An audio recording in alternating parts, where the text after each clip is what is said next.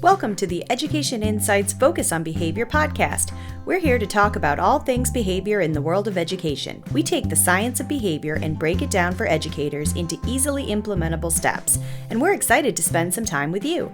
Get ready to talk through behavior, what works, what doesn't work, and how we can all improve our work in schools so we as educators can be more fulfilled and our students can be more successful. Hello, and welcome to Education Insights Focus on Behavior. I am your host, Dr. Selena Layden, and I am, as always, excited to be here with my co-host, Daniel Irwin. Hi, Daniel. Hello. And Dr. Daria Lorio-Barsten. Hi, Daria. Hey, everyone. And as always, we have our producer, Emily Muse. Hey, Emily. Hello. So I would love to jump in today and get our starter topic, which today is going to be, who is your favorite teacher and why? Who'd like to start? Selena, you go ahead and start this time. Oh, you want me to start this time? Yeah. Great work, Daria. Way to push the bucket down the road.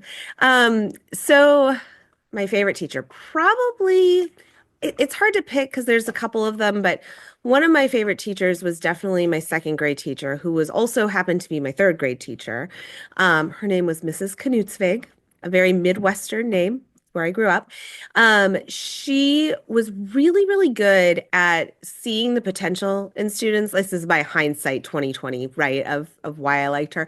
I don't know, I recognized this in second grade, but seeing the potential in students and creating opportunities for them to be able to shine in that way. And so, some students are really good at doing things publicly, like reading out loud or talking in front of the class. Some students are not so good at that. And she just was really good at being creative and finding ways to let students kind of show their strengths to their peers. So this is a really hard prompt for me because I have been really thankful to have encountered some really amazing teachers throughout my schooling career. And so I'm going to pretend that the prompt was pick your favorite elementary teacher, because otherwise it's too broad and there are too many people and I don't want anybody to feel left out. So if I pretend that the prompt was about elementary teacher, then it was my very first teacher that I had in first grade, whose name was Miss Yulia. And she was an incredible person for many reasons. First of all, she was a first year teacher, which obviously I did not know at the time.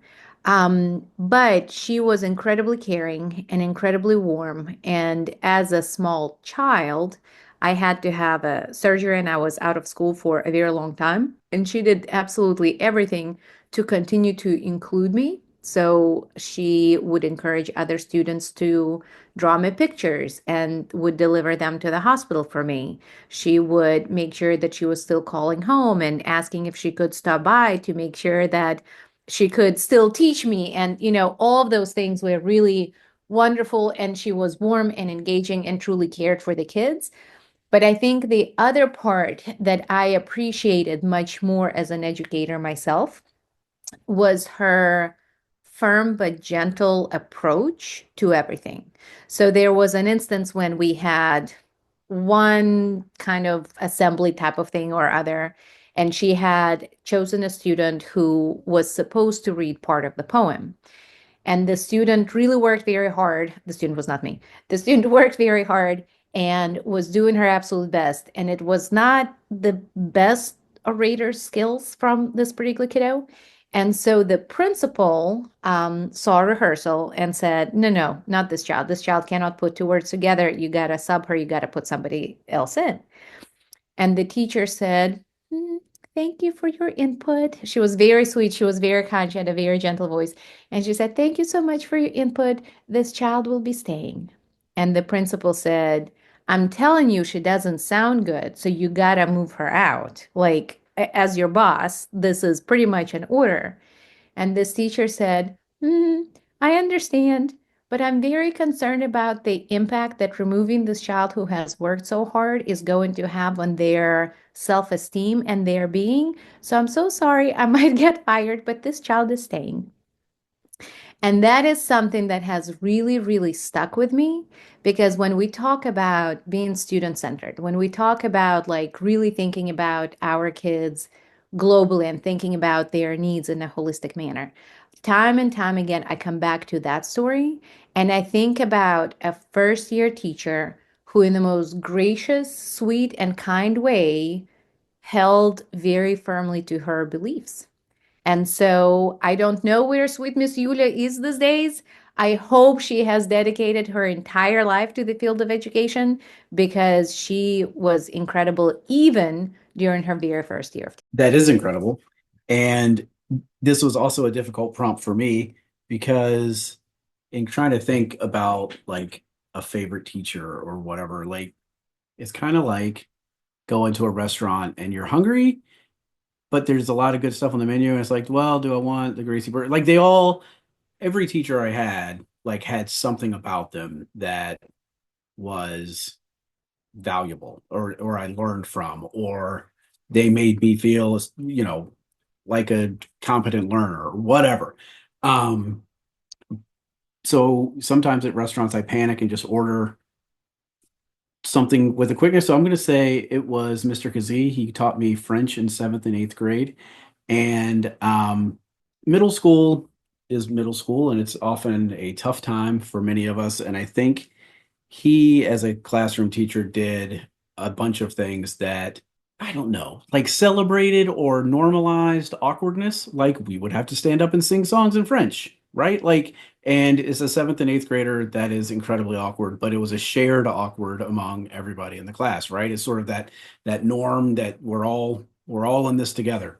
Um, and in eighth grade, after the second semester, he went around the class, and he went around the class and told everybody their grade for the year, which maybe wasn't like the right thing to do, but like he went around, and when he got to me, he said, "Irwin, 54 C," which was a message.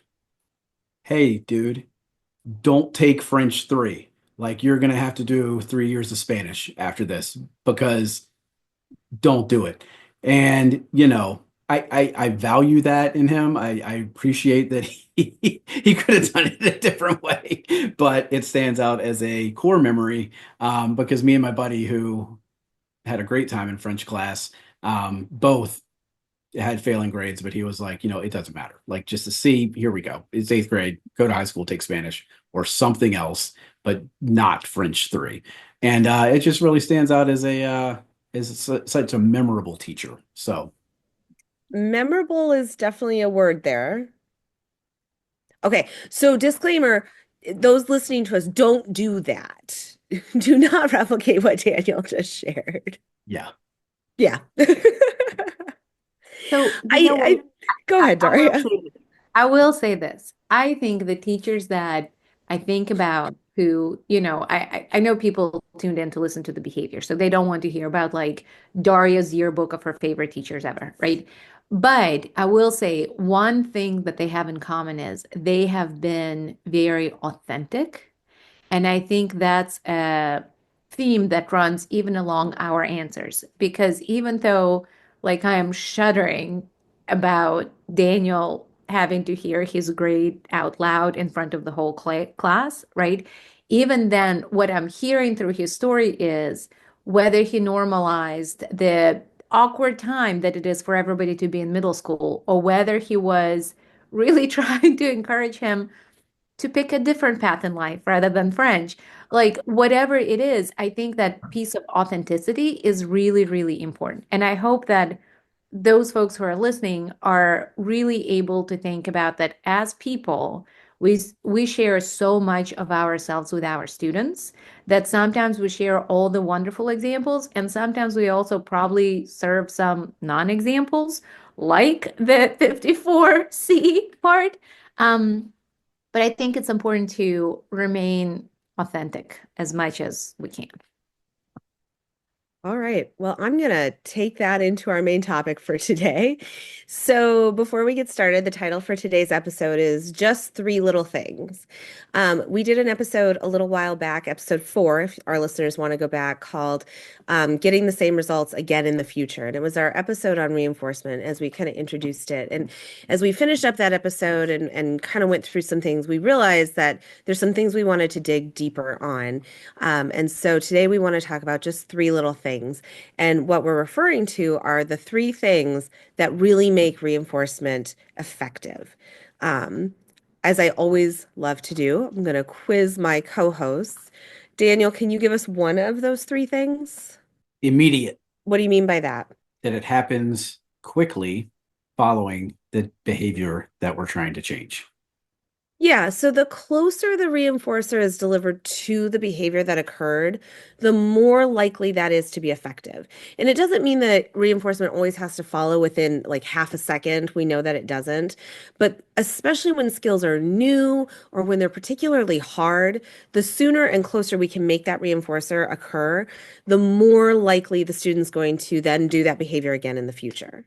Um, Daria, do you want to give us a second one? Sure. So consistent is the second one.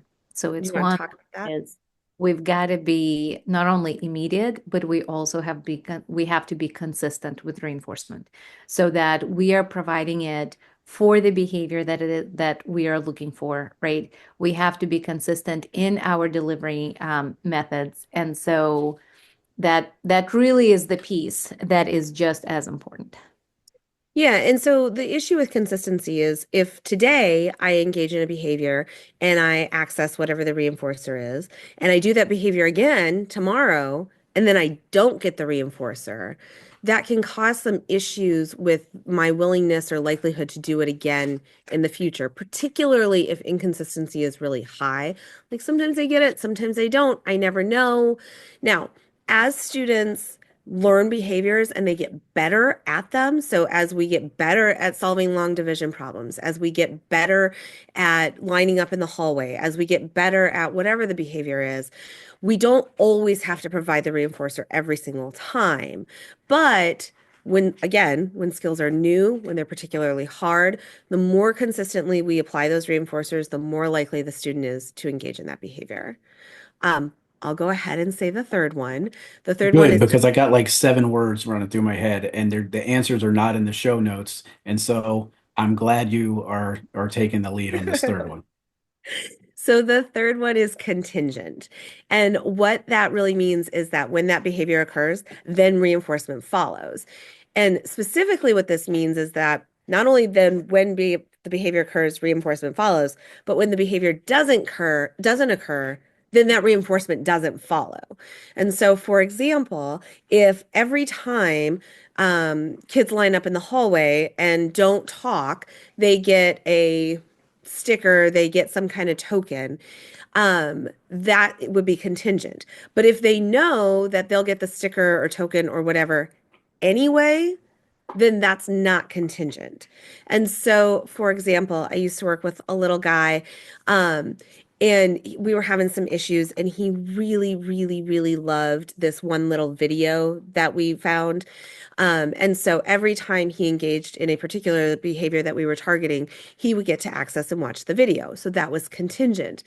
The problem occurred that he also then got to access that video at home, which was not contingent on that same behavior. And so it lessened the effectiveness of that reinforcement. And again, as with all of these, if the behavior is a pretty strong behavior in their repertoire and they're really good at it, this is a little less important than if that behavior is new or really hard or it's new in that environment, then it's really, really important that it is contingent, consistent, and as temporally close or immediate to the behavior as possible. So why are these three things? I mean, we've alluded to why they're important, but how do we think about this in the classroom, especially when we have lots of kids that we may be trying to juggle reinforcers for? Well, I think that's a part of being deliberate and thoughtful and systematic about what and whose behavior we are trying to shape, right? Because those three things, the immediate, the consistent, the contingent, are really important when we have designed a plan for contingent reinforcement. In the previous conversation, we talked about the benefits of non-contingent reinforcement, right? And I don't want to muddy the waters for our listeners. So there is room and a place for all of that. However, in this conversation, we're talking specifically about that contingent reinforcement when we're trying to shape the behavior. And so whether we're trying to shape the behavior of one particular student, I think then that becomes one way we go, or if you're trying to shape the behavior of a whole group of students, then that might look a little bit differently, right? So if you have the student who has a, say, behavior intervention plan, then we have to be really careful with that reinforcement, and we have to account for things when you're being pulled in different directions. How do you still ensure that you're providing reinforcement in a consistent and as immediate manner as possible? And then how do you also plan when you're not in the classroom? Or if you're working with colleagues, if you're lucky enough to work with peer educators, how do you make sure that they're following the same programming as you are to make sure that the contingency is still happening for the student, right? Or what if there's a substitute teacher that day? How do you make sure that the student is still receiving the immediate, the contingent, the consistent reinforcement, even when you are not kind of a variable that's accounted for? So I think it starts with at least having a solid plan and having thought about all the little things that happen in the classroom. I think your point about having a plan is really important. I think, we've talked before that reinforcement is such a powerful tool that we have, but if we don't, just like we would plan for a reading lesson, just like we would plan for a math lesson, right? We really do need to plan for behavioral instruction. And when we're providing reinforcement, that is part of that instructional piece. And your point, Daria, about there is absolutely room for non-contingent reinforcement in a classroom, and it should occur. However, when we are specifically trying to change a behavior that we're targeting, we do need to think about the contingency, the consistency, and the immediacy of that reinforcement occurring. Because as we've talked before, we can't directly change behavior. What we can do is alter the antecedents and the consequences that then influence whether that behavior occurs again in the future or not. Well, and I think when we're also looking at groups of students or a whole classroom, for example, those schools that implement programs like PBIS have some of those pieces hypothetically built in, right? Like I'm thinking about the school matrix or the school-wide behavior expectations. And the idea is to be as consistent, reinforcing whatever those 3 to 5 things for everybody across all settings in a way that makes it consistent for students. So if we have defined that being engaged is really important, or if we have defined that being present in the moment is really important to us, and I'm making an assumption that that means then we have unpacked it with the students so that students and staff have the same definition, the same operational definition of what being engaged or being present means, then when we are seeing those things happen, then we need to be as immediate and consistent as we can with reinforcing that. Better yet, it's really great when it is a learning community where other students and peers can reinforce one another for the same things, even with the behavior praise. There's nothing that I love more when I am overhearing peer interactions when they say, "Oh my gosh, that's a great way of being," insert whatever the rule is, being respectful. You were a great helper today. Thank you. Or they're coming to the teacher to say, so and so did a great job because they helped me sharpen my pencil when I didn't know how to complete my assignment, like all of those things. And so, but again, that requires very purposeful planning, right? We have to all be on the same page, what those expectations are that are being reinforced. And then we also have to have very clear understanding of what what reinforcers are used to reinforce the behavior. And so that's the consistency plan. That's the contingent plan, right? And then the immediate part can be really hard because in the classroom, teachers have to make how many decisions all at the same time? It's like thousands in a second, or that's certainly what it feels like. Um, so I think the more you build the systems and the more you build the plans, the better it is. That's why with PBIS, the hope is that you will have like school-wide matrices displayed all over the place to serve as a visual reminder for folks to reinforce that consistently and immediately, right? Because anytime that I was trying to shape anybody's behavior, I certainly always needed a visual reminder as to what it is that I'm reinforcing. And sometimes I had to rely on timers that would go off sporadically that were my cue to reinforce the behavior if I saw it. Yeah, and I think the immediacy part can be really tricky, especially in a larger group of students. When you have 20, 25, kids that you're trying to all shape behavior at one time. But this is where markers, and I'll explain what I mean by that, but marking the behavior is really important. And so being able to say, I see what you're doing. I am acknowledging that that is going on. I can't give you the reinforcer right this second, but it is coming. A lot of kids can tolerate that really well. And so, like, hey, buddy, I see you're trying really hard right now, and I know you're doing a really good job. At the end of the lesson, you can get the sticker, the whatever it might be. It's also where token boards can be really helpful because they serve that same function essentially, but in a more visual, concrete way. Like I'm giving you a token to mark the fact that you have done the behavior I want to see, but reinforcement is coming. It's essentially almost like a contract of you did what you were supposed to do. I will deliver this reinforcement. I just can't do it right this second. But the biggest key to that is goes back to consistency because if you then don't deliver on that reinforcement, then those markers have no meaning anymore. Well, and depending on what that reinforcer is, sometimes even a nonverbal cue to a student, even like a thumbs up or the Absolutely. positive teacher look, right? Like any way to communicate, I see you, I notice that, without having to stop what you're doing in the moment and kind of unpack and explain that. Because I think it depends also at what part of the shaping behavior that you are, right? Because as students engage more and more in that, then that immediacy they do better with markers. And it's okay if one time falls by, or it's okay if a student says, hey, Dr. Lorio-Barsten, I did what I was supposed to. Where's my reinforcer? Like, I think we all have to give ourselves a little bit of grace on that immediacy piece, but I do think we have to plan to try to execute it as strategically as possible. But I think you can get away with that when you have been really diligent about setting up almost that contract with that student, right? Because then students, I think it's actually really good for students to advocate and say, like, hey, I did what I was supposed to do. I'm supposed to whatever that reinforcer is. But that comes with every time I've done this before, this is how this has worked out. And I know when I ask, because I met the requirements, that I'll go ahead and get whatever it was I was working for. Well, and that goes back to relationships too. Yep. Right? I think our listeners need to start playing a game of how many times during any episode I'm going to say the word relationships. Like this should I be I agree. When we talk about because data collection, that's what we're going to start taking data on.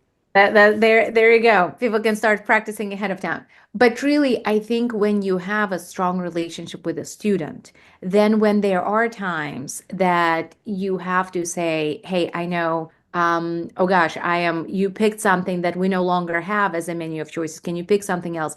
I think when you have a solid relationship, it's okay. Kiddos will usually hang with you and know and have that trust in you that you will do right by them at the first opportunity.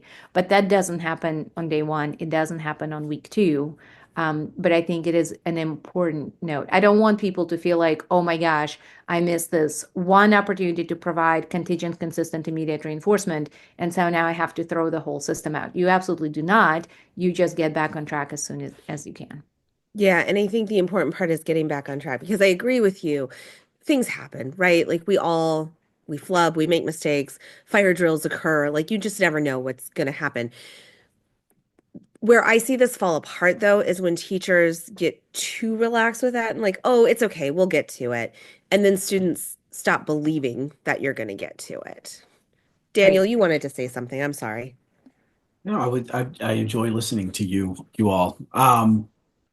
Yeah, and I think to kind of go back to Daria's point about kind of those school-wide expectations and really thinking from that standpoint, and whether the school has those expectations or not, a classroom can, right? And so we can, as teachers or as IAs or whoever, what are our priorities for our classroom? And I think it's a good opportunity to um, relationships to sort of word things and think about things in a way that's important to the instructor, right? Like what is respectful, what is responsible.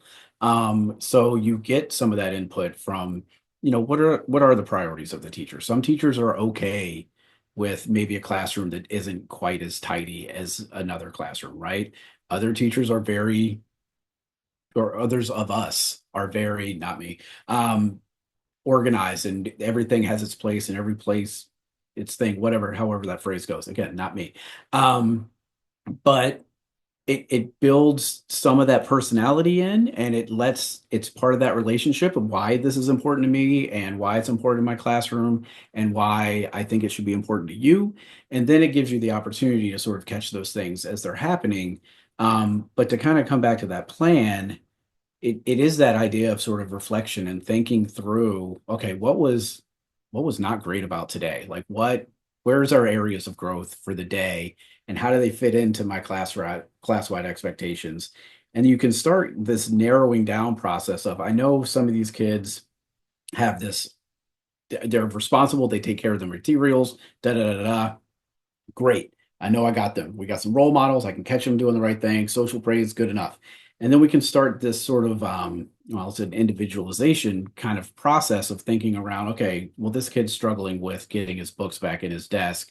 Maybe a visual support would help with that. Or maybe they just need another minute just to kind of collect their thoughts and get their things together and put away. And so we can start looking at those things and catching, those closer approximations to the targeted behavior as we go. And I don't think we don't have to keep data on it. I don't, for many of these things, we don't need to do that, right? It's just sort of this reflective activity to say, this was a challenge. What can I do to support it? And then what reinforcer is going to be effective for that kid? And to come back to that relationship piece that Daria was talking about, I think so many times when that relationship is strong, one, kids are okay in saying, hey, you said we were going to blah, blah, blah. Like, I think that's a good indicator that when they communicate that with a teacher, that relationship is strong. And so I would encourage teachers to handle that negotiation in good faith and not say I'm the teacher. There's such a quick way to sort of kind of shut things down. But oftentimes when that relationship's intact, there doesn't need to be external, right? It really is, here we are, and we're feeling this sense of social responsibility, this sense of community in the classroom, that me doing the right thing is helping the people around me be in a better environment. It's helping the teacher be able to do what he or she needs to do. And it's just how we operate. We're all benefiting from each other by meeting these expectations and doing what we should be doing. So a little social praise here, a little pat on the back there, some behavior specific praise, and catching those kids who are doing the right thing can go a really long way once they're really established.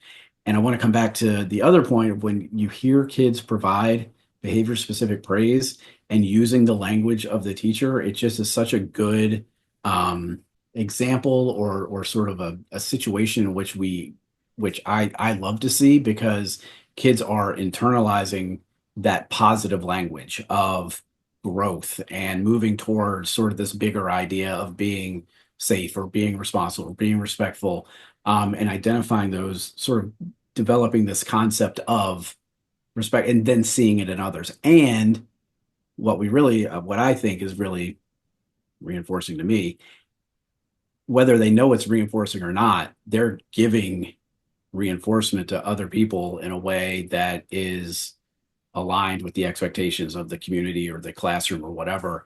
And therefore you're going to see more of it. And a lot of times that reinforcement is way more powerful than what comes from a teacher. Yeah, and I think we definitely undervalue authentic, meaningful behavior specific praise, right? I think there's a difference between the good old tried, like, I like the way so and so has pulled their chair in. I mean, I think this is really great, but I also think that there is nothing more powerful than for a kid to feel seen and valued in the classroom when you get the praise that says, I know you're having a rough day, and I really appreciate that you hung in the lesson even when I know you're distracted, right? Like, that's a different kind of quality of praise. And I think that's something that the more we can use that, because I know in our conversations we talk a lot, and we talk a lot about external reinforcers, but I think those kind of more intrinsically motivated, more about this is who we are as a classroom community and this is how we act. I think Daniel is right on point about that there is so much power in that. And sometimes I think as teachers, we think those things, but we don't necessarily use our verbal behavior to let them come out as much as I think it would be beneficial to us and our students too, right? Because the other part of this is when you are engaging in the behavior specific phrase and when you're reinforcing that consistently and immediately, it also hopefully is a little bit reinforcing to you as well when you're watching the kids engage in the behavior that you really hope to see in the classroom. Selena, I also wanted to say one more thing about just the beauty of our job is that sometimes, all the time, we have to problem solve and get really creative in the classroom. And so I think about the immediate behaviors or immediate reinforcers and what happens if they are like unavailable sometimes, right? And I was in the classroom recently and the student received the reinforcer of a specific video. I don't know if you know the Gummy Bear song, I will spare you all, I will not sing it, Oh, but come it on. I think Come Emily said she on. wanted to sing it. no, it can be in the show notes. We can link it to the YouTube. However, there's this gummy bear that bounces and sings in a pretty high-pitched voice. And so the student really, really worked hard for this specific video. Well, unfortunately, the internet had gone down, and the video, the teachers could not access it, right? So I think most people would be like, oh, this is really unfortunate, okay, maybe next time. And I admire the teacher and the paraeducator and the student teacher in the classroom who all said, oh, all right, here we go. And these three dedicated, amazing professionals were bouncing up and down, singing the Gummy Bear song. And I thought, this is way more reinforcing than the actual video. But I just love the fact that it was, okay, we're going to figure out the way to make sure we're still honoring that immediacy, that consistency, so that the student doesn't lose the trust in us. And I just thought it was one of the best things I have seen in the classroom because they jumped in with no hesitation, with no fear about, well, this is gonna look great. I really, really appreciated that. So I think sometimes we also have to figure out when things go awry, how do you get back on track with some creative problem solving? Well, I think that is a great place for us to stop this conversation for today. Just a couple of big thoughts, just to remind people the three things that we're talking about today that make reinforcement more effective are contingency, consistency, and immediacy. And I think another great point that I really heard today is when students are advocating to access their reinforcement, I actually think that's a sign that the reinforcement system is probably working. It means that they want that and that they really do want to access that, whether it is some tangible item, some activity, or even just like, hey, I did my work. You're supposed to tell me I did a good job, that I did my work now. So I think all good things. And when all else fails, what I'm hearing is you can just stand up and sing in front of your students. And honestly, probably being pretty reinforcing. So, with that, that takes us to our unsponsored ad for the day. So, again, these are resources that we find valuable, useful, helpful. There's no financial incentive for us to share these. They're just things that we think can be useful to teachers in the classrooms. So, Daniel, do you want to share our resource for the day? I would love to. This is a packet of resources that comes from the May Institute. I can't find like the actual citation, but Emily, will put the link in the show notes. It is a preference assessment packet, and so it's got a couple of different variations on preference assessment, and I think it does a really good job of whether you use it the way it is written with the options that are in there or not. I think it's a really good opportunity to sort of look at different ways to gather information from kids and from adults. So the first one is sort of just a rating scale for kids. It's a no thanks to a love it. It's got like a middle is like a sure, which is a funny option for a Likert scale. But it's just got things like do something by myself during a group activity, or get a homework pass, or work alone in a different location.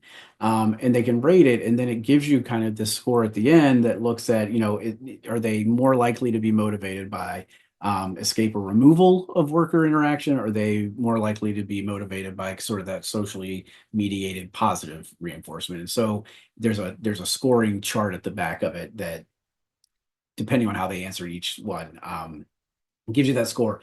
There's also a reinforcement survey from a high school that looks at, I think, what was used as for maybe a school-wide reinforcement system, that gives, again, it's a Likert scale, but can pull a lot of data from a lot of kids at a time.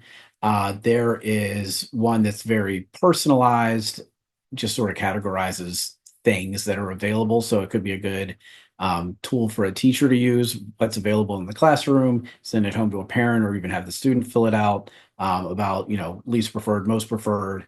And then what I thought was interesting, and I think often underutilized, is the secondary reinforcers. So for a secondary school, whether it's middle or high school, really thinking about some of those things that might be effective in those settings. So they kind of categorized them into games and hobbies, actions, passes and certificates, and food. And I want to make a point about that here in a second. And then they also have a forced choice one, which is fine, and scores just like a forced choice would.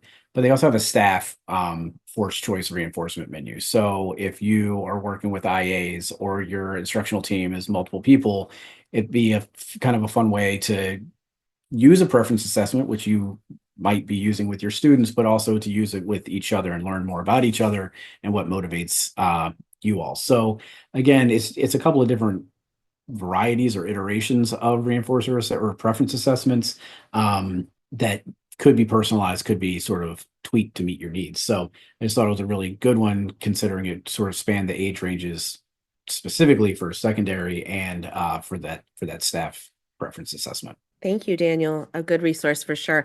Can I Particularly, throw one more advertisement on the end of that? absolutely. The other thing I wanted to say was, I think what is really valuable, so it's the assessment itself, but it's also the ideas that are listed in these things, because I think so many times it's easy to think about, here's a thing you're getting, or here's, a token, or, a something. And I think these really look at, what are the activities that could be built in, like principal for a day. What is some of these? Do you want to play a game with your friends, or would you rather just play with a preferred adult? And so really sort of building in a lot of that social stuff, and making sure that it's not just this thing or this activity that is given to the student.